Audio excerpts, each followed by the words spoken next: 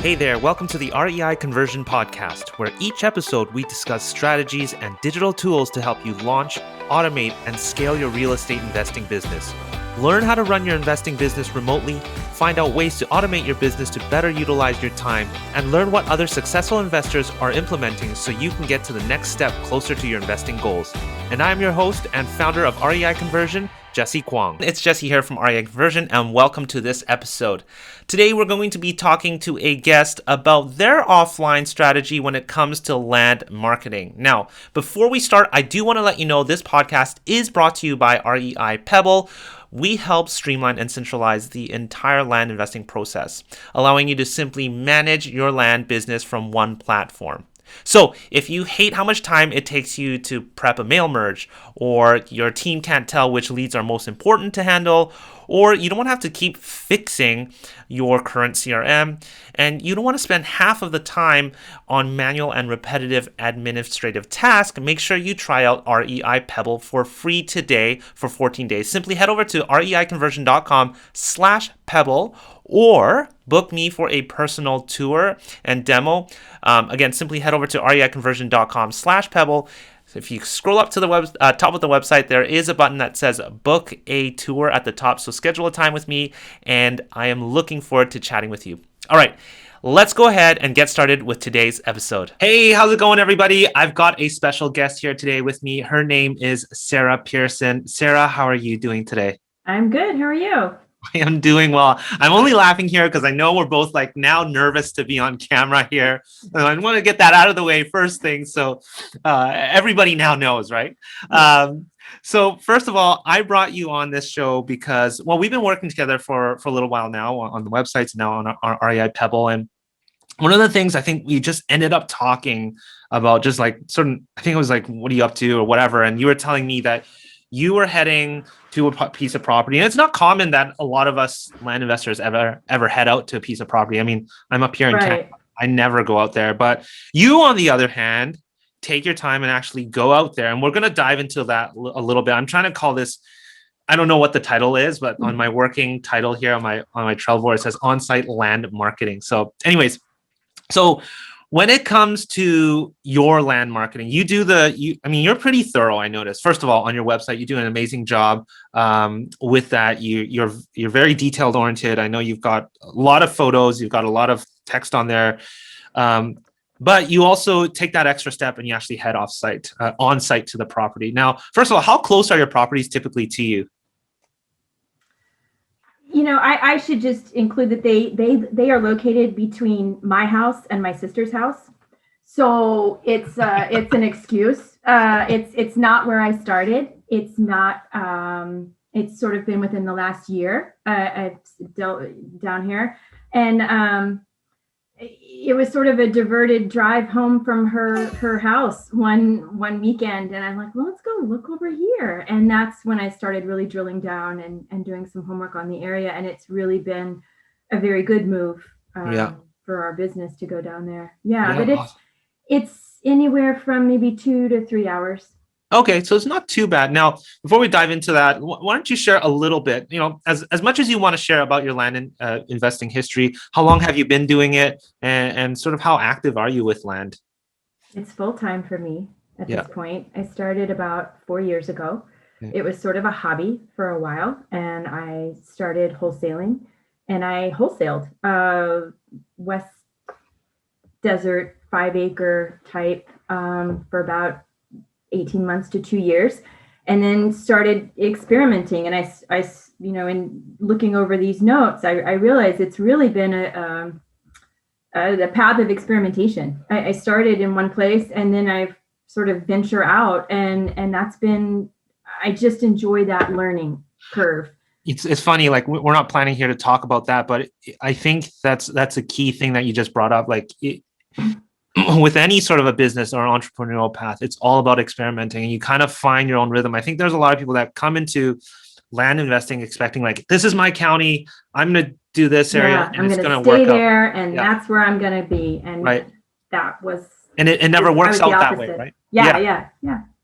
and you kind of just sort of went with what worked, and you kind of continue to just evolve to where you currently are now, and the areas that you're currently working on. Is that right? Right. Now, So, in terms of volume, now feel free if you want to share as much or as little you want. How many properties, or what sort of volume do you typically move per month or take on per month, or my goal this year is to do about 10 to 15 a month. We're on track right now to do 15 this month. That's a wow, little faster than usual, and I'm needing to reach out and get some help to holy to smokes, make that happen. But I've typically I feel like I've been a little bit smaller and a little bit slower yeah, than some. I don't know. If I sell 4 to 6 a month, and it ebbs and flows, and then acquisitions depending on the size of the property. I mean, I went through a phase where I was buying big tracts and subdividing because I wanted to learn how to do that. yeah, That's a whole other beast. right, And so I feel like I've kind of landed on a little niche that for me and this business suits me perfectly right now. yeah, yeah. Now, and I think this sort of ties into what we're going to be talking about. You're doing this full time, right? And Yeah. and by the way, you know, you're not a guru, you're not an educator out there, and I Mm-mm. love bringing people like you on here because I think it brings a lot of realism. And believe it or not, I think, you know, by the way, Sarah, I'm going to share this, but a lot of people, Sarah was a little bit nervous coming on here, thinking, what am I going to be able to share? And I think there's a lot of value from those of you that are just doing this quietly and growing a big business out of full-time business out of this. So out of curiosity, what does your team look like? Is it just yourself? Do you have VAs? I know you've got family members involved, which we're going to talk a little I've, bit. I've, I've got a couple of VAs right now that help me, and an excellent bookkeeper and accountant, and that's really it. Wow. You And mainly run the operations yourself. yeah, it's not. Well, you got little helpers, which we're going to talk about here in a second. Mhm. So, one of the things that really stuck out to me from Sarah and what she was doing is, again, you're going on site and you're doing, actually, you were practicing with you were doing some of your marketing on site. So let's Yeah, talk a little bit about that. Um, that it has turned out to be one of your best marketing strategies, right? it's insane. Yeah, Yeah. but So but it fits because my focus now is infill lots. I mean, that's how I've kind of pivoted. So you start out in West Texas and Arizona and New Mexico and all of those, and it makes no sense to stick a yard sign out there. right. And then sort of as I've evolved, I've also made some mistakes along the way, or some I've bought a property. I know probably everybody who's done this for some period of time has maybe one property that sticks out and is like, oh, I will never.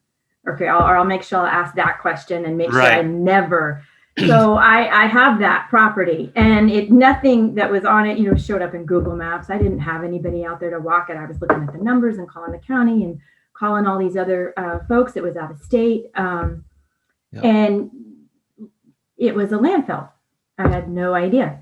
I And kind I of had the actually similar sold it. situation. I actually sold it, but I talked to every single possible handyman, anybody with a dumpster to try to clear it up. But anyway, I ended up selling it to a local person who was like, "Oh, that's no big deal. Clean it up."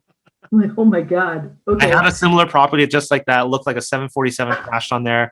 I didn't know until my photographer went there. I'm like, "Are you serious?" Like, Yeah, and then he yeah, did a 360, and my heart just sank. And yeah, you come across those, you do come across those. So yeah. good to get eyes on there. And luckily now you're in the area. Well, not in the area itself, but anyways, let's come back to your signs, and Sure. that's what I wanted to talk about today. Okay. Is putting up your signs. Now you mentioned you're putting up signs for your properties. Mm-hmm. Now these signs you do. Again, one of your best marketing strategies are these signs. And what sort of results are you getting from these signs? Are people calling you right away, or Yes. and how soon? So you're putting them up, say on a Friday. When are you getting those calls back? Right away? If we're having them put up, and by the way, we're not always putting them up ourselves. Sometimes I'll ship them out to a photographer. Yeah. They can do it. But my recent drive, we put them up and we're taking photos. Within 15 minutes, I'm getting a call. And it's just so that's why we keep doing it. It's that kind of response And, marketing has been just like where we're buying and selling land. The marketing path has been we're experimenting all the time. I'm Yeah. always listening to podcasts like this or others and listening to tips and tricks from somebody who's been there, done that, or they've got something new. Yeah. And there's certain platforms that are terrific and some that I just can't for the life of me figure out and have no patience for. And but something I think I heard somebody talk about yard signs. So I literally and then we're not talking, again, it's infill lots. So you think about what you see through there. You'll see people with their weekend homes, and you'll see a slew of open property, and then you'll see some realtor signs. Now, let me ask So you this. my signs just kind of have owner financing on it, and a realtor sign doesn't. So yeah, let's talk about that sign. What do you typically write on that sign? What do you typically have on that sign? Logo, for sale, owner financing. Uh, And then there's a and contact. a phone number, yeah, an email, yeah. So it'll come right to your phone or email then. Yeah, and it's Follow Up Boss. It's the Follow Up Boss phone number, so it just pops up immediately. I see it. It's easy. Awesome. Now, what about the other pieces of property? What if it's not an infill lot? What if it's one of the more rural I pieces of don't use property? it. Yeah. You don't do that at all. No. It's funny enough. So I heard another episode before that somebody does do that as well. They put up a sign, a pretty big sign Must be a on their pretty big property. sign. Yeah, they put up a pretty big sign. I mean, not your regular yard sign or anything like that. A little bit larger, and the same thing. And I forgot where it might have been from an RE Tipster podcast that I heard many years ago. But same sort of strategy here, that they're getting results from just these signs. Now, it might not be as quick as something that like an infill lot, especially in the area that it's in, but they do put up that sign and they do get sales, and it's quite a Wow. easy win as well. So Yeah. if you're not doing it yourself, you're getting your photographer to do it. Right. And typically, how do you get them to sign? I ship it. So you Yeah. pre-print all your signs? Yeah, I order them. There's a company I use, Fast Signs. They're super easy, little 18 by, it's just easy, little styrofoam metal. It's nothing fancy. It's got some color on it. Yeah. They sort of, I say, this is what I needed to say, and they help me. And I printed a few at a time to experiment. Yeah. Does this come from, you mentioned you did wholesaling. Is it house wholesaling that you're doing? No, I was just vacant land wholesaling. Oh, okay, got you.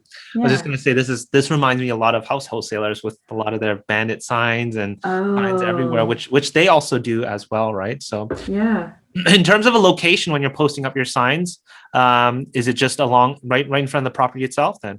Yeah, just to make sure I'm out of the easement so I don't get mowed over. So you don't have any issues or any legal issues when you're putting up those signs? No, not at all. Not at all. And, a couple of communities, I might give a phone call to the HOA or something to say, we're going to have a drone pilot. We're going to have somebody out there, taking some pictures just in case anybody's asking. Now, I want to jump into that. Another piece of thing that you get involved with, or your family or your kids get involved with, is, and I've always known this about you, is you like to go out to your properties with your kids and get some drone footage. Right. And that's another sort of on-site piece of marketing action that you do out there.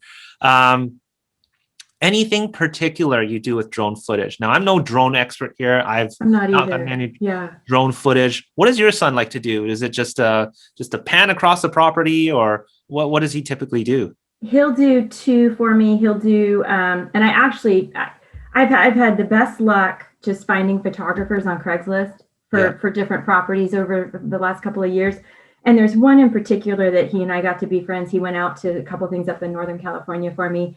And so I asked him, I'm like, how do I describe this? This is what I need him to do. So help me find the words, help me. And he's like, well, you want a trucker shot, and then we call it, as you're driving by. Okay, so I want that.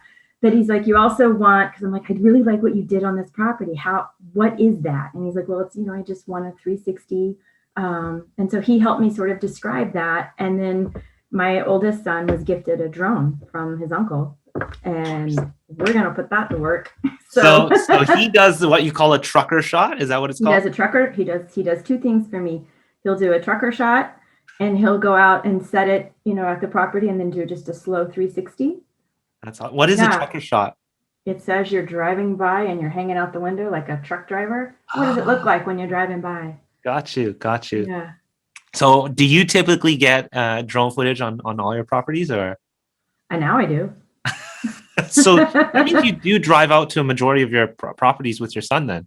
Or he goes, or I've got another photographer that I'll get Yeah, some things from. So I'm not necessarily on everything, yeah, but there are communities, and Google Maps, is not really always real. Sometimes yeah, there's some roads there that aren't there. So yeah. um, Well, like I was just talking about the landfill property I had. I mean, yeah, on Google Earth, there was just only two tires on there, and then I had the same. I feel yes, exactly. we might have been looking at the same property. I've been there. It didn't show up on my Google Earth either. So Yeah, yeah, yeah, for sure. So, have you noticed a difference with drone footage? Has it helped? It's hard to measure something like that, but do you notice any difference with that? Do people ask you about your drone footage? maybe a little bit when I've got people who are, I mean, obviously the yard signs are people just trolling through. They're already familiar. They're already in the area, maybe on vacation or something, and Yeah, they're looking. But then the drone is maybe hitting people who are, I'm finding in state, but maybe a few hours away, and thinking they might, you know, make it part of their itinerary if they're going to be in the area. yeah. Out of curiosity, so you've hired someone to do drone before your son was doing them, right? Oh yeah, yeah. And was that quite pricey? I was trying to look back and see what I had paid him. Yeah. And it was a couple $100 to do this. And at that time I had three pretty large tracks Yeah. close together. So we were able to sort of negotiate a little bit, Yeah. but it's pricey. Yeah. So, I mean, if it's a couple $100 a pop, and then Yeah. if you live close to your property, not too far, it might be worth investing and figuring out how to use a darn drone. Are those things hard to use? And, he literally has a remote, and he pops his cell phone into the remote like he's playing a video game, and he just sets it on the road, and then he played with it out in the yard or in the park, or he took it out with his friends. I think they were shooting baskets, and they were trying to get some Oh, sort yeah. of like ESPN type shot. Yes, And yes. so they were, I didn't know what that meant. So they've goofed with it, but it's fairly straightforward. Yeah. Awesome. Now, Sarah, are you aware of, so you're right now you're getting your photographers to do signage for you, which is probably the easiest thing. It's because they're going to do just that one signage for you anyways on your properties. Yeah. But are you aware of apps that make this sort of easier, that you can sort of hire people to put up signs? I may not know what you're talking about. I guess Yeah, no, I totally. can I was going to like, share this. I was wondering if yeah. you were hiring if you ever tried or looked through. So I'm going to put this in the show notes, and for the life of me, I can't remember it now. It's embarrassing. We're on live here recording, and I don't even remember. Anyways, in the show notes, if you head over to reiconversion.com/podcast, this interview here with Sarah, I will leave a link. There are apps out there which you can easily hire someone to put up a bandit sign for you. They'll Mm, take a picture for you and show you that they actually put it up for you. So it's easy enough to do. So especially if you got a bunch of properties in the area, yeah. you can put that up now. Heck, I don't even know. Like, have you ever tried putting up a sign outside of your property in just the vicinity? Obviously, it may not be the most legal thing to do. No, I haven't. No. Yeah, and then that'd be Yeah, interesting, because I I know that a haven't. lot of people put up signages for wholesaling and houses.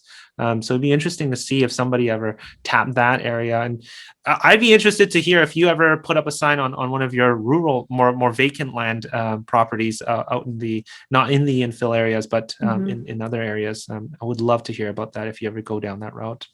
Much bigger Um, sign. yeah, yeah, exactly. Any other sort of on-site things that you do? Again, you're in that sort of you're in that advantage where you can actually visit your property. Aside from taking photos, aside from putting a sign up there, what else are you able to sort of gather when you're going there? Does it make the sale easy? Do you ever do a live walkthrough with your phone or? Yeah, I have. And that's been very, very helpful. I mean, the camera on the cell phone is amazing. So just to walk it. Yeah, And, that's been very helpful just to, there's always a list of other acquisitions that you're trying to make. And so if you can see what those roads are looking like, or who's next door, it certainly helps with the notes for that property. Yeah, definitely. I mean, you have definitely have an advantage for being, not too far and in between you and your sister, so you have that excuse to head out there and take as much as you can out of there rather than getting somebody out there. And you typically, do you batch those up together, or do you sort of do it whenever you have got a free moment type of No, thing? it's a batch. It's we wait and batch. Yeah. Got you. Wow. So you're able to find a lot of properties in that area that you're working out of then. Right. Right. You found a nice little pocket for yourself, Sarah. I'll just milk it as long as I can. Until the well That's runs dry. that's the plan. I'm just making Awesome. friends with the HOA and milking it Right. as long Right. as I can. Totally. Totally.